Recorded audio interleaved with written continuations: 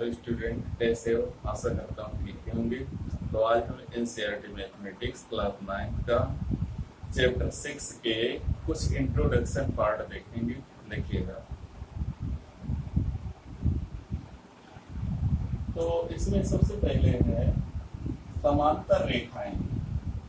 समांतर रेखाएं क्या होती, ये हमने पहले ही बताया। पैरेलल लाइंस होती हैं कि ऐसी दो रेखाएं जो आगे बढ़ाने पर एक दूसरे से कभी नहीं मिलती हैं, उनको समांतर रेखाएं कहा जाता है। ऐसी दो रेखाएं जिनको किसी भी दिशा में आगे बढ़ाने पर एक दूसरे को नहीं काटती हैं, उन्हें समांतर रेखाएं कहा जाता है।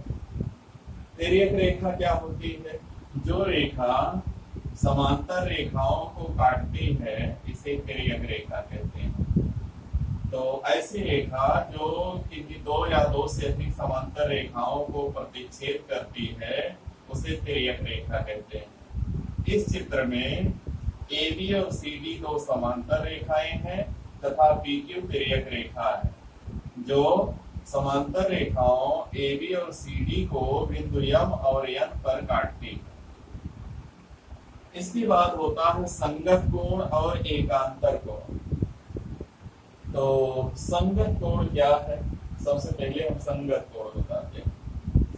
तो थोड़ा सा निकाल लेते हैं। सबसे पहले हम इसमें बताते हैं संगत कोण क्या है।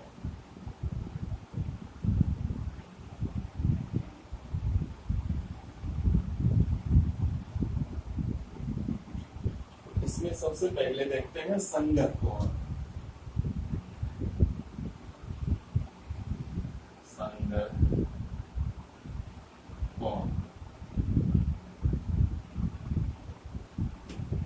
तो संगत कोण में क्या होगा?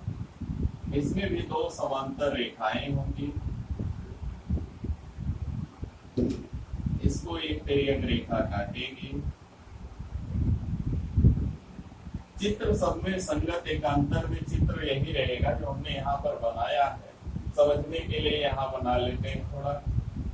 तो संगत कोण कौन से कोण होते हैं? जैसे हमने यहाँ पर नाम लिखा है, कोण 1, कोण 2, कोण 3, कोण 4, कोण 5, 6, 7, 8। तो संगत कोण कौन होता है?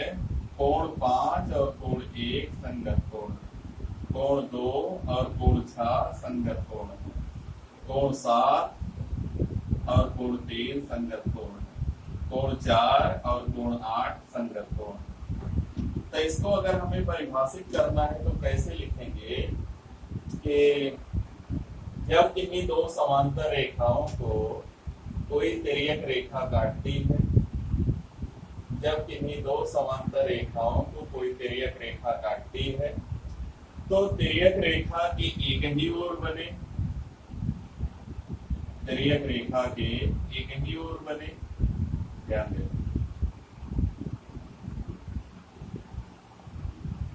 ये हमारी तिर्यक रेखा है। इसको L मान लेते हैं, इसको M मान लेते हैं, इसको T मान लेते हैं। T हमारी तिर्यक रेखा है। तो तिर्यक रेखा की एक ही ओर बने, जैसे कोण 1 और कोण 5। तिर्यक रेखा की एक ही ओर बने और दोनों समांतर रेखाओं के या तो दोनों के ऊपर या तो अगर नीचे हो तो दोनों के नीचे, इसके भी नीचे, इसके भी नीचे, 2 और यहाँ 6। तो जब किन्हीं दो समांतर रेखाओं को लिख सकते हो, जब किन्हीं दो समांतर रेखाओं को कोई तिर्यक रेखा काटती है, तो तिर्यक रेखा के एक ही ओर बने तथा दोनों समांतर रेखाओं के क्रमशः ऊपर अथवा क्रमशः नीचे बने कोण संगत कोण कहलाते हैं। चित्र में कोण 1 और कोण 5 संगत कोण है, कोण 4 और कोण 8 संगत कोण है, कोण 3 और 7 संगत कोण है, कोण 2 और 6 संगत कोण है। तिर्यक रेखा की एक ही ओर हो और अगर समांतर रेखा के एक नीचे है, अगला भी नीचे ही होगा, अगला ऊपर नहीं हो सकता है।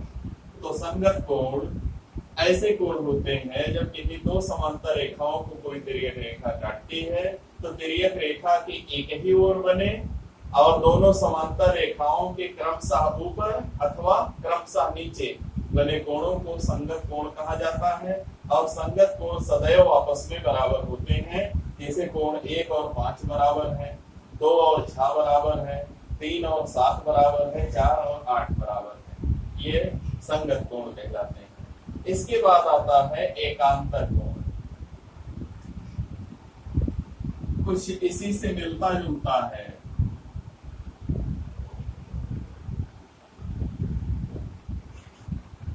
एकांतर कोण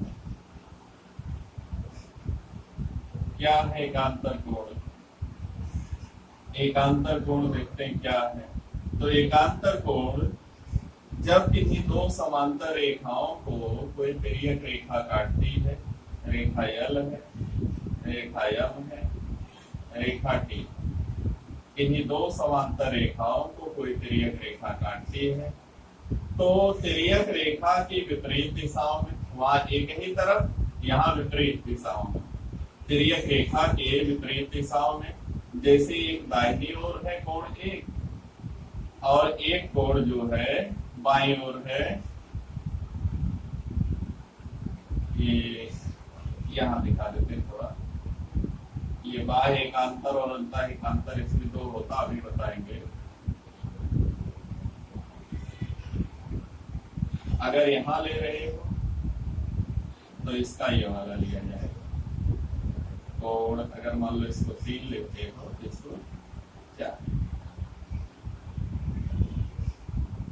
तो कोण 1 और 2 एकांतर कोण है, कोण 3 और 4 एकांतर कोण है। लिखेंगे कैसे?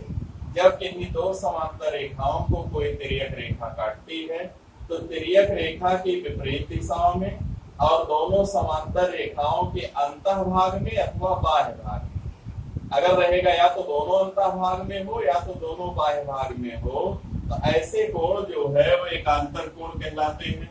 जैसे चित्र में कोण 1 और कोण 2 एकांतर कोण है। तो अगर अंतः भाग में रहेगा तो इसको हम अंतः एकांतर के नाम से जानेंगे। अगर बाह्य भाग में रहेगा, 3 रहेगा, यहाँ 4 रहेगा, तो कोण 3 और जो 4 है ये बाह्य एकांतर है, कोण 1 और 2 जो है ये अंतः एकांतर है। तो एकांतर कोण भी आपस में बराबर होते हैं। डेफिनेशन लिखना हो तो जब किन्हीं दो समांतर रेखाओं को कोई तिर्यक रेखा काटती है, तो तिर्यक रेखा की एक ही ओर बने, तिर्यक रेखा की विपरीत दिशाओं में और दोनों समांतर रेखाओं के अंतः भाग में अथवा दोनों समांतर रेखाओं के बाह्य भाग में बने कोण एकांतर कोण कहलाते हैं। अगर कोण अंतः भाग में होंगे तो उसको अंतः एकांतर कहेंगे, अगर बाह्य भाग में होंगे तो उसको बाह्य एकांतर के नाम से जाना जाएगा। अब इस चित्र पर आते हैं जो हमने पहले बना रखा है। इसमें कौन कौन एकांतर, कौन किसका है? अगर कोण 1 का एकांतर देखेंगे तो ये बाह्य भाग में है, इसके विपरीत दिशा में बाह्य भाग में 7 होगा, तो 1 और 7 जो है वो बाह्य एकांतर है। 2 और 8 अंतः एकांतर है, 3 और 5 अंतः एकांतर है, 4 और 6 बाह्य एकांतर कोण है। तो एकांतर कोण चाहे अंतः हो चाहे बाह्य हो, सदैव आपस में बराबर होते हैं। तो एकांतर कोण कौन किसका है? कोण 1 का कोण 7, कोण 2 का कोण 8, कोण 3 का 5, कोण 3 का कोण 5, फिर कोण 4 का, ये 4 है और 4 का होगा 6 कोण।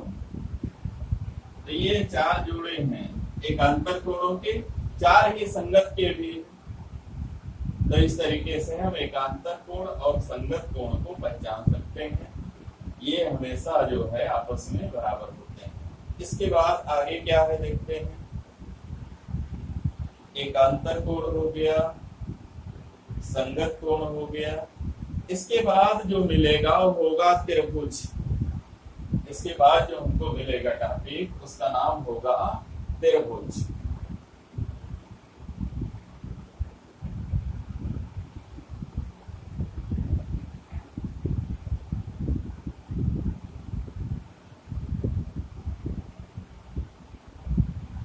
त्रिभुज, ट्राइएंगल। क्या है त्रिभुज? पढ़े हो बहुत पहले से, तीन भुजाओं से घिरी हुई बंद आकृति त्रिभुज कहलाती है। अगर इसको हम बनाए तो कुछ इस आकृति का त्रिभुज होता है। इसका नाम भी लिख सकते हैं ए बी सी। तो त्रिभुज, इसमें तीन भुजाएं होती हैं और आकृति बंद होती है। कभी कहा तो तीन भुजाओं से बनी आकृति त्रिभुज कहलाती। कोई ऐसे तीन भुजाएं खींच देगा तो ये त्रिभुज नहीं होगा, आकृति बंद होनी चाहिए। तो तीन भुजाओं से घिरी हुई बंद आकृति को त्रिभुज कहते हैं, जिसमें तीन भुजाएं होती है। यहाँ पर एक भुजा ए बी है, एक बी सी है, एक ए सी है, और इसमें तीन कोण होते हैं, कोण ए, कोण बी और कोण सी। तो त्रिभुज में तीन भुजाएं और तीन कोण होते हैं। यहाँ जो हमने कोण ए, कोण बी और कोण सी, तीन कोण लिखा, ये तीनों त्रिभुज के अंदर बने हुए हैं। इसको कहते हैं त्रिभुज का अंतःकोण, त्रिभुज का अंतःकोण। और पढ़े हो बहुत पहले से 8 में 7 में ही बताया गया कि त्रिभुज के तीनों अंतःकोणों का योगफल 180 अंश होता है। त्रिभुज के तीनों अंतःकोणों का योगफल 180 अंश होता है। अब इसके बाद एक और है, ये तो हो गया अंतःकोण, अंतःकोण। एक और होता है त्रिभुज में बहिष्कोण, बहिष्कोण।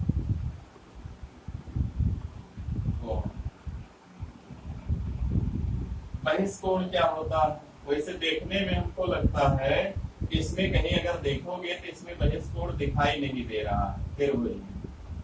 तो बहिष्कोण को कैसे बनाएंगे? त्रिभुज बना लेते हैं, या लिख लेते हैं ए बी सी। एक भुजा को आगे बढ़ा दें, या लिख ले डी। अब एक कोण हमको दिख गया, कोण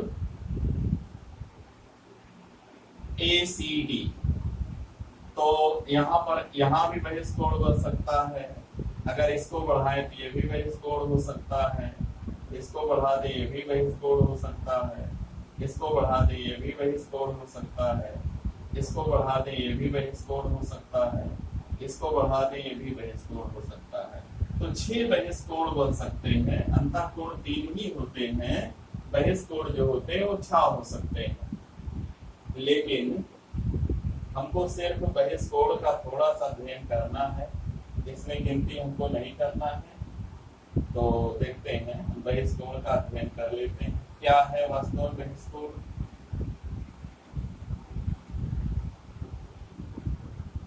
तो त्रिभुज की किसी भुजा को बढ़ाने पर, त्रिभुज की किसी भुजा को बढ़ाने पर उसकी संलग्न भुजा के साथ बना कोण त्रिभुज का बहिष्कोण कहलाता है। और त्रिभुज का जो बहिष्कोण होता है, कोण का नाम है ACD, वो सुदूर अंतःकोणों की योगफल के बराबर होता है। कोण A प्लस कोण B। तो ये जो कोण होगा, इन दोनों कोणों की योग की, इन दोनों को जोड़ेंगे तब जाके इसके बराबर आएगा। तो किसी त्रिभुज का जो बहिष्कोण है वो इस कोण को छोड़कर, जो इसमें सटा है उसको छोड़कर बाकी दोनों कोणों के योगफल के बराबर होता है। इसीलिए लिखा है कि किसी त्रिभुज का बहिष्कोण सुदूर अंतःकोणों के योगफल के बराबर होता है। ये हो गया त्रिभुज का बहिष्कोण। आगे देखते हैं और कुछ त्रिभुज के बहिष्कोण।